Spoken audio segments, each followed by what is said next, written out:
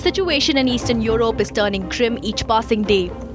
Putin is adamant about Ukraine, but then he is also low-key about it. Russian troop buildup around the borders of Ukraine continues. Top US General Mark Milley issued a warning. He said a Russian invasion of Ukraine would be horrific and would lead to a significant number of casualties. General Milley said the military buildup of 100,000 Russian troops near Ukraine's border as the largest since the Cold War. However, US Defense Secretary Lloyd Austin said the conflict could be avoided through diplomatic talks. While US and the world believes that Russia is a threat to Ukraine, Moscow believes otherwise.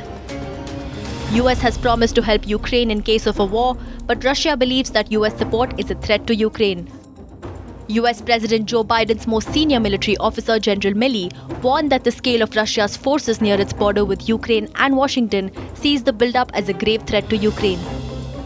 Time and again, US has promised to support Ukraine. But US Defense Secretary Lloyd Austin said that there is still time and space for a solution. In fact, there is no reason that this situation has to devolve into conflict. But for this to end, Putin must order his troops away. Also on Friday, President Biden said he would send a small number of troops to Eastern Europe. The military aid aims at strengthening the NATO presence in the region. However, he did not specify where they would be stationed or when they would arrive. Pentagon claims there were 8,500 combat-ready troops on alert. It says the troops are ready to be deployed at short notice.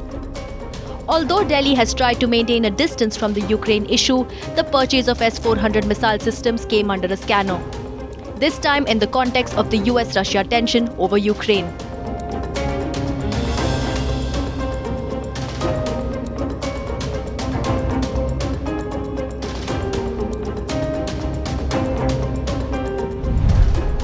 It shines a light on the destabilizing role that Russia is playing not only in the region but potentially beyond as well.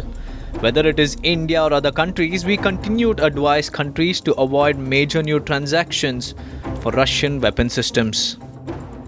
Well, an example to Katsa being slapped on a country is Turkey. When Ankara signed an S-400 deal with Russia, Katsa sanctions were imposed against it in December 2020.